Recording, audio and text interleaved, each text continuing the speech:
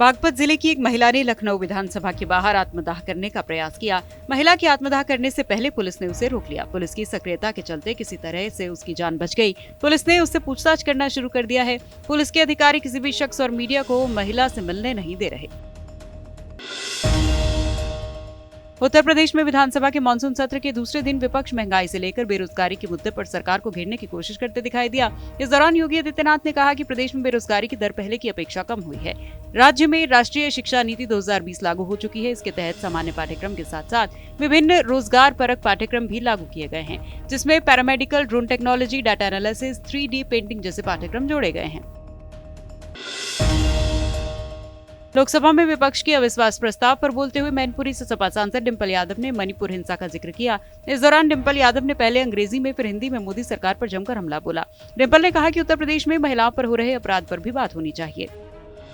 सत्ता पक्ष के लोग कह रहे थे, मिनिस्टर कह रहे थे कि हमको राजस्थान में चर्चा करनी चाहिए जो महिलाओं के साथ जघन्य अपराध हो रहे हैं, गुजरात की चर्चा करनी चाहिए, छत्तीसगढ़ की चर्चा करनी चाहिए, तो मध्य प्रदेश की भी चर्चा होनी चाहिए, उत्तर प्रदेश की भी ज़रूर चर्चा होनी चाहिए, क्योंकि आंकड़े बताते हैं NCRB के कि हर रोज़ हर 3 घंटे में एक महिला का शारीरिक उत्पीड़न उत्तर प्रदेश में होता है। हर 3 घंटे में एक महिला का शारीरिक उत्पीड़न उत्तर प्रदेश में हो रहा है और उत्तर प्रदेश की सरकार और केंद्र की सरकार और ये डबल इंजन की सरकार इस बात का संज्ञान नहीं ले रही है। मुरादाबाद में 13 अगस्त 1980 को हुए दंगों की रिपोर्ट मंगलवार को विधानसभा में पेश की गई। मुरादाबाद दंगे की 496 पेज की रिपोर्ट में कई बड़े नामों का खुलासा हुआ है। वहीं दंगे की रिपोर्ट विधानसभा पटल पर रखे जाने से मुस्लिम लीग के संयुक्त सचिव कौसर हयात खान ने अपनी प्रतिक्रिया देते हुए कहा कि योगी सरकार मुसलमानों को इंसाफ देने के लिए पटल पर नहीं रख रही, बल्कि वो इससे आने वाले चुनाव में राजनीतिक लाभ उठाने के लिए पटल पर रखकर सिर्फ खेल रही है। आज 13 इतने साल के बाद अगर पटल पर रखने का मतलब ये ठीक है, हम मानते हैं कि हम कहते हैं कि कांग्रेस सरकार दोषी थी, कांग्रेस सरकार का जुल्म था, कांग्रेस सरकार ने मुसलमानों पर जुल्म किया। जो जुल्म वो लगातार करती चली आ रही थी। सन 76 में मुजफ्फरनगर में गोली चलाई, सन 76 में ही दिल्ली में गोली चलाई, सन 80 में यहाँ चलाई, और उसके बाद और भी कई केस हैं कि सन 87 में मेरठ के अंदर हाशिमपुरा मलियाना का केस हुआ। समझे नहीं, बहुत सारे केस हैं इस तरह के कि जहाँ पर डायरेक्ट गोली चलाई गई और उनको कोई इंसाफ नहीं दिया गया। आज तक कोई इंसाफ नहीं दिया गया। ये कांग्रेस के दौर में हुआ, कांग्रेस के दौर में मुसलमानों के साथ नाइंसाफ़ी हुई, लेकिन आज योगी सरकार मुसलमानों को इंसाफ देने के लिए ये पटल पर नहीं रख रही है, बल्कि वो इससे अपने राजनीतिक लाभ उठाने के लिए, आने वाले इलेक्शन में राजनीतिक लाभ उठाने के लिए वो इस पर पटल पर रख के, और ये सिर्फ एक खेल खेल रही है, मुसलमानों के ज़ख्मों से खेल रही है वो।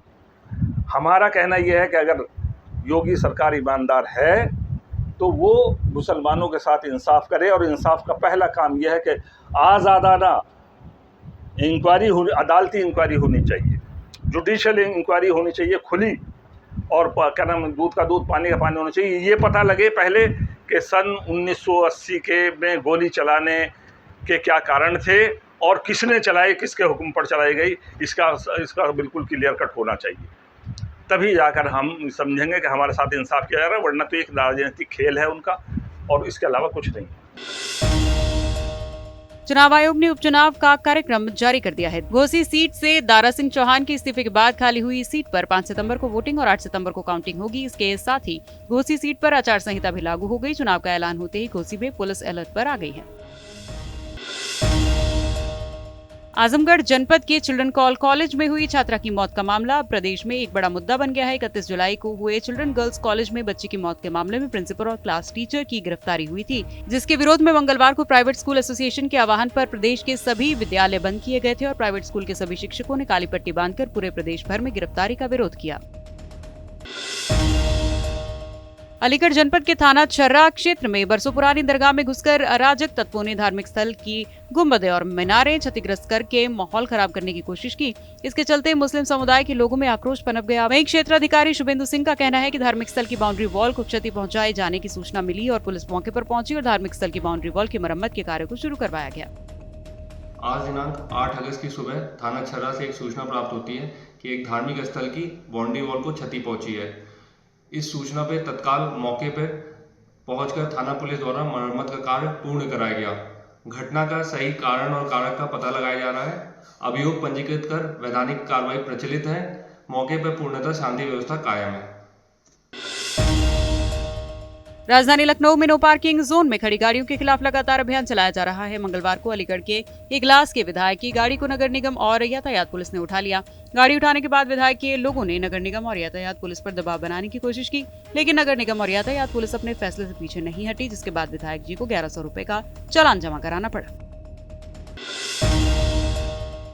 मुख्यमंत्री पुष्कर सिंह धामी ने देवभूमि की वीरांगना वीर बाला तीलू रतौली जी की जयंती के शुभ अवसर पर देहरादून में 14 महिलाओं को राज्य स्त्री शक्ति तीलू रतौली पुरस्कार और 35 महिलाओं को आंगनबाड़ी कार्यकर्ता पुरस्कार से सम्मानित किया। सभी पुरस्कार प्राप्तों को 51,000 की धनराशि उनके खाते में डिजिटल हस्तांतरित की गई।